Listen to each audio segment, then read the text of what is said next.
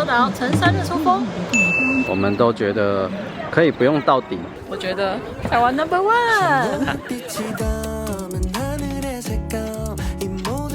已经看到瀑布了，有一点小震撼哎，比想象中厉害一点。Go go go！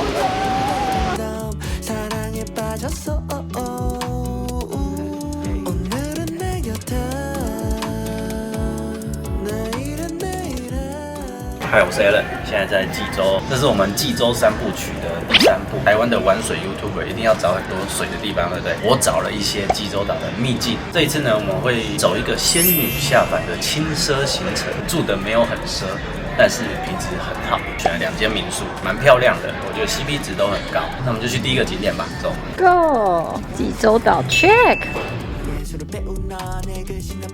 来济州岛的秘境，真的是秘境吗？人好多哎！我以为它没有什么规划，结果来发现，哦，这根本是国家景点级的规划，里面就是路牌啊，什么都做得超好的。这个瀑布呢叫做天地渊瀑布。济州岛有2个天地渊，很奇怪哦。这一个的天地渊是大地的地，地板的地；另外一个天地渊瀑布是皇帝的地。我自己也搞混了一阵子，我才发现哦，原来这是2个不同的地方。那我们现在就去大地的天地渊瀑布。那它有什么特别的？不就是水流到水里吗？嘿，你怎么这样子不给面子？你要说出来有多特别啊！他们的瀑布哦，就是下面的水潭都很平静，会有点雾气，然后有一种仙气感。等一下看看是不是这样。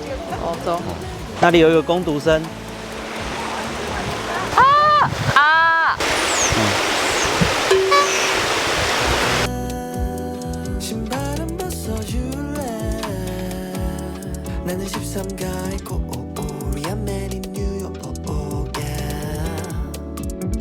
已经看到瀑布了，有一点小震撼哎，比想象中厉害一点。Go go go！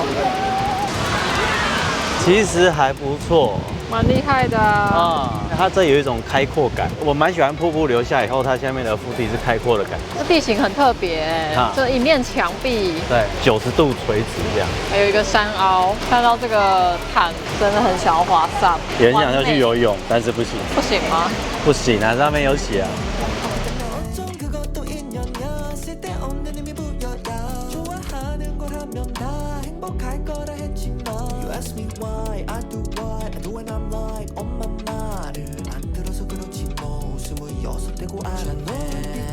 不要逼我走上绝路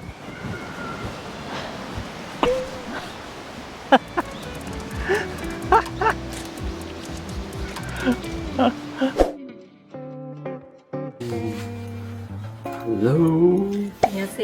接下来开箱我们今天跟明天要住的房间。这间是在济州岛南边的西归浦地区，它的名字叫做 Breeze Studio。我觉得被它的这个装潢所吸引，它是用以纽约布鲁克林充满活力和多元的艺术氛围为灵感，看到这些文化砖、红砖。很有那种工业感，有一个轻食的厨房。副厨房的民宿最怕的就是它给你一个比较敷衍的形式，就是一个台面，然后水槽也小小的。但是这里真的是比较完整、很精致的厨房，煎锅啊、汤锅，然后还有餐具跟砧板都是有质感又好用。最怕那种平底锅看到珐琅涂层被人家刮到，然后他还不换，我就觉得我是在吃雪芙蓉吗？它的这些设备都蛮完整的，真的是有一种住在一个家的感觉。我觉得韩国人在选小物跟家具还有灯饰都超厉害的。放了这个床的大灶上面竟然是一个森林的图案，搭配地毯也都是绿色，大家看画面就知道超美。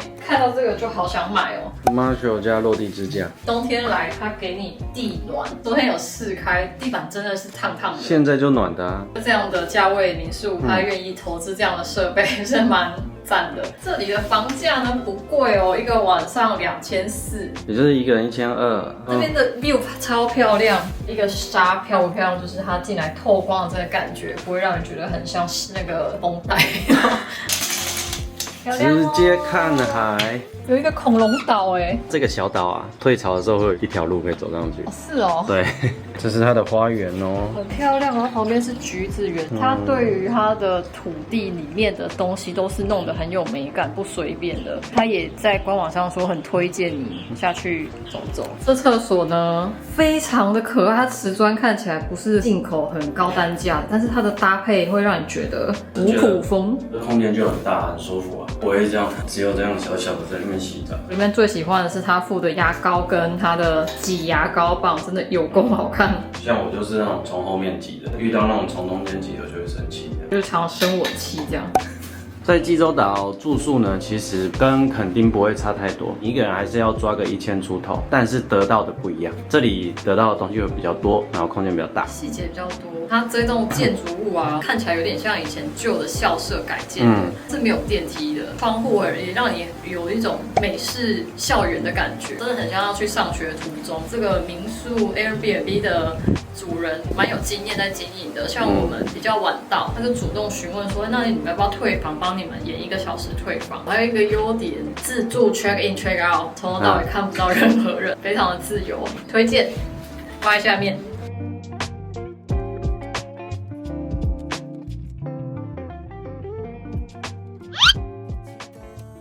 哇，你这样好像导览人员哦！我一直都是大家的导览人员。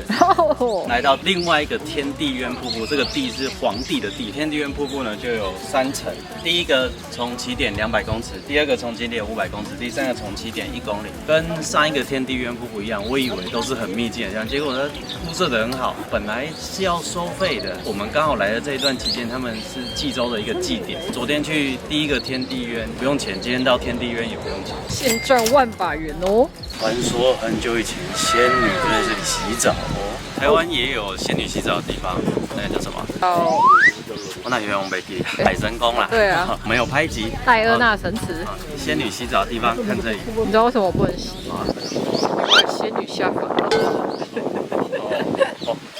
已经看到下面蓝蓝的，很漂亮。阴天还这么蓝耶！第一段瀑布是渊地，只有在大雨天才会变成瀑布，平常是一个水潭，可是水潭超漂亮。为什么这么蓝啊？这媲美人野八海的水色哎。哦，对，下去看。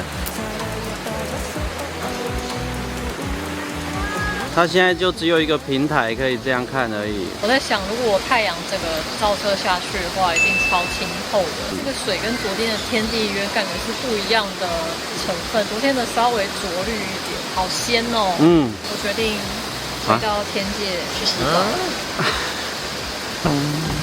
你看那水真的很清，以我平常玩水的经验，我目测这边已经2米超过，甚至3米。我看得到底耶，我这里有点小水流，这里也有小水流，这就是柱状节理。雨大的时候，水就会从这里下来哦。这么漂亮的地方竟然这么容易就到，第1层很棒，接下来要去第2层。走。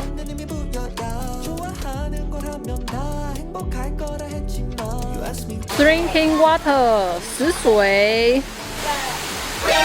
有一种纯净感，没有特别味道，可是就是蛮干顺的。很好，你体验过了。如果有怎么样的话，我有带胃药。啊，好的。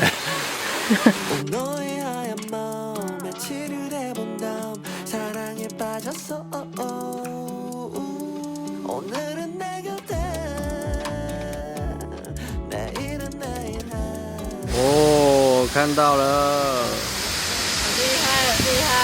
蛮漂亮的耶！啊，你刚看成什么？坏色瀑布，人家叫玄瀑头。对，我以为是这样念过去。不要乱念好吗？刚刚有太多的误会了。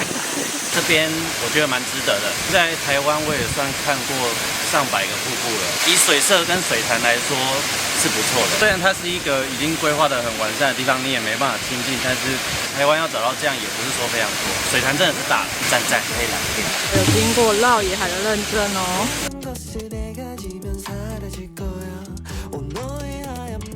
好了，我们走完天地渊瀑布，皇帝的地，第1层跟第2层。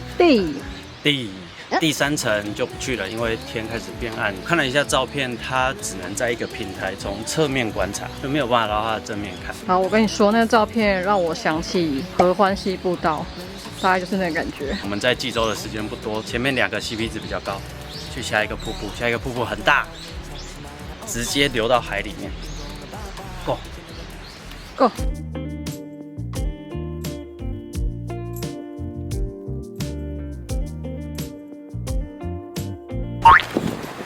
来到第3个瀑布景点正房瀑布，分成小正房跟大正房瀑布。那有小的真的后宫瀑布吗很小，我就没有要去看。大家看照片就知道小水流啦，我们就去大的很高。正房瀑布，那有小山瀑布吗？来正房瀑布一样免费哦。我们走了3个瀑布，现省14000。这一个人2000啊？对。耶，我们省了4000，走。这一下去就有一个震撼感哦，马上看到你刚刚尖叫哎，太夸张了吧？哇，正房。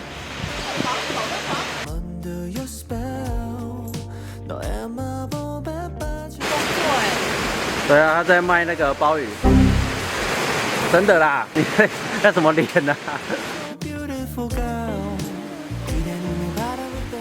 注意事项，这就是我最想做的事情。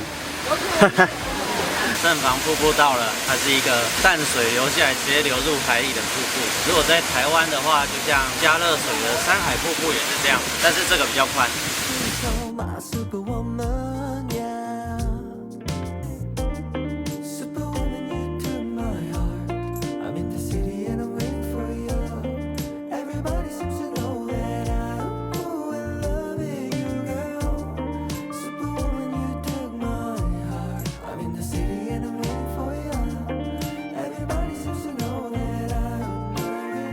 刚刚玩了一下，蛮壮观的，因为要看到这种柱状节理啊，旁边又长一些植物，再加上瀑布，我们那边比较少见。这个景点结束 ，OK。认证。大家好，我来开箱最后2天，我们找了这间 Airbnb， 它是呢主人就住在旁边的民宿，但是我们是不同栋的哦。这间民宿他们的占地看起来也蛮大的，也是有自己的一片橘子园，还种了很多漂亮的花园。它对自己的土地还蛮用心的，你看这草皮顾得很好。重点是呢，这个建筑物很漂亮，尤其是我觉得它很有济州的特色。济州很多老房子外墙就会用济州当地的这个火山石去叠成它的外墙，这个是他们当地很重要的一个建材之一，而且是不能被运送出去的，只能在当地做使用。跟那个欧巴喜田聊的时候，他就说很神奇，就是不管地震、台风、强风刮，那些石头都不会倒，而且他们并没有用什么粘着剂把它粘在一起，超级厉害。身后这一间它当然是有用一些粘着剂，只是我觉得它就是很有济州那种房屋的特色，有一点现代感。而且这一间也没有很贵，我们2个晚上总共花了6300，比昨天的单价1个晚上均价高了1000块钱，但是它的使用空间更大。对，等下进去看。好。哦。嗨。안녕하세요。我们最后一晚的民宿，其实我们总共才住2间而已，在韩国的民宿啊。它好像都比较晚 check in， 正常时间 check out。像这间它5点让我们 check in，11点就要 check out。我觉得最好都是住2天，这样比较不会舟车劳顿。最吸引我的就是它有一个超大的中岛连接餐桌。哦，好长。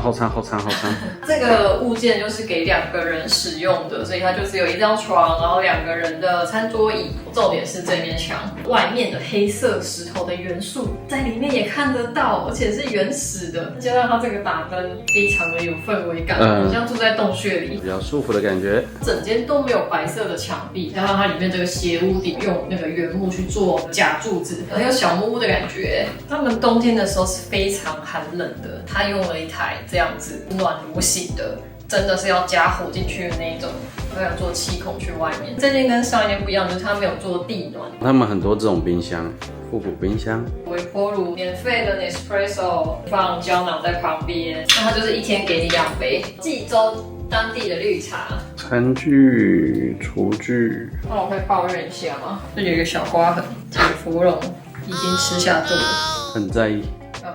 我蛮喜欢它厕所的配置诶。前面是一张免治马桶，转进来是洗手台。发现他们不流行用那个淋浴玻璃门，它这里比昨天好一点的是，它有浴帘、挡水玻璃，旁边这个墙也做一点小巧思阶梯型的，蛮可爱的啦。浴室淋浴间超级大，可是我觉得可以不用做到这么长，可以少一半啦。够用的。这是我们睡觉的地方，发现韩国人也很喜欢把床垫放在地上哦，赞赞。我跟昨天一样都没有遮光的窗帘，就是要你早点起来去玩。在我们民宿的外墙就是我刚刚讲的火山石，它是真的没有固定，我这样移是移得动的，它真的是一颗一颗叠上去，而且叠得倍儿好。안녕하세요。안녕하세요。我们的民宿早上看起来正常多了，想起第一天晚上，我真的怕死了。现在遇到一个突发状况，我们在橘子园完全没有灯光，跟我说里面是我们今天的 Airbnb。我已经在这里爬逃3次了，完全找不到路。我看了很多关于留声的电影，你们要小心。好像恐怖片的画面哦。那红色是什么 ？Hello。哦，在这里啊。这也太低调了吧！还记得第一天晚上吗？记得啊。我们像去什么沉默之丘的地方，没有人，只有果树。可以给点情绪价值吗？我刚停车停在里面了，现在好难进去哦。好，谢谢。这个就是陈山日出风吗？很酷哎！它好像一把金门的刀哦。这里的星巴克每间都是旗舰店。星巴克，有人在骑马哎！哇，帅！小朋友。一个人要5000呢，现省1万哦，真的。这几天现省了2万4哦。昨天看了一下，才发现不是什么祭典啊，这一个礼拜刚好就是他们的世界遗产宣告周，纪念当初济州岛这里的世界遗产。最高点海拔180，对我们来说应该轻轻松松。要拍这个拍。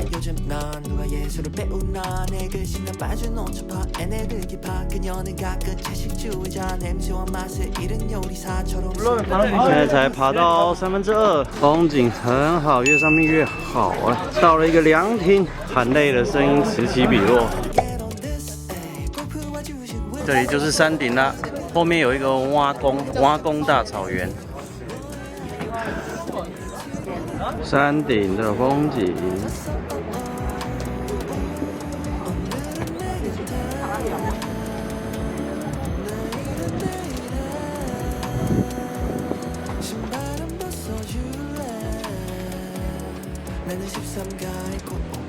对面就是牛岛了，右边那个是牛头，可能有一点像。济州岛陈山日出风。我们都觉得可以不用到底，在下面看比较好看，陈山日出风的形状。刚刚发生了一个小插曲，下雨的时候呢，旁边的中国人说这里很像花莲的清水淡海，甚至清水淡海好像还再漂亮一点。你觉得呢？我觉得台湾 No.1。最好的角度就是停车场的角度，有些东西是有一点距离看才是最美的。就像我这个陈山日出风跟验证这一个哲学的人生。他刚刚不理我。啊，你在念什么？我刚刚说就像我一样。这个距离可以吗 ？OK， 好的，旅行即将进入尾声，我们明天要坐很早的飞机回桃园了，所以来跟大家总结一下这次的小心得。我们这一次也没有花非常多的钱，所以能不能在有限的预算内找到很棒的民宿，花了非常多的心力在地毯式搜索这里的住宿，觉得这2间民宿都很满意，看了可能数百间了，我觉得2200、2500这个价位的都可以找到不错、干净、白白的装潢，韩国人是蛮有品味的。它的选物都是好看、有美感的。你要再更有特色，或者是更有设计感的，就要3500以上，5、6千甚至7、8千、1万都有。来的时候，我最期待的其实是陈山日出风，因为它一直被赋予一个世界遗产的使命。实际来了。我觉得日出风不用上去，在旁边周围跟他拍照都非常漂亮，甚至是买票之前的停车场售票亭那里拍都很漂亮，没有一定要走上去，走上去反而就觉得怎么这样？老实说，我这次非常有一种身为台湾人有一点骄傲，台湾的地景真的很漂亮，即使没有任何的认证。它在我心中也是很高分的。其他几个瀑布呢，我原本看照片是觉得说还好。可是在现场反而是颠覆了我的想象。所以来的话，我觉得这几个瀑布都可以走一走。那因为我们这次来呢，天气的关系，每一天都是阴天，运气比较不好，还遇到寒流，所以原本海边有安排行程就没有去，野溪游泳也没有去。好险！这两个我都很期待，就留一点遗憾，之后下次来。好啦，就这样啦。喜欢的话留言、订阅、按赞。IG 可以搜寻我们，有问题都可以私讯我们，我们也有会员频道哦。如果在中间级的会员，我们还会有 LINE 的社群，大家可以上去聊聊天，我都会回复。济州下次见，またね。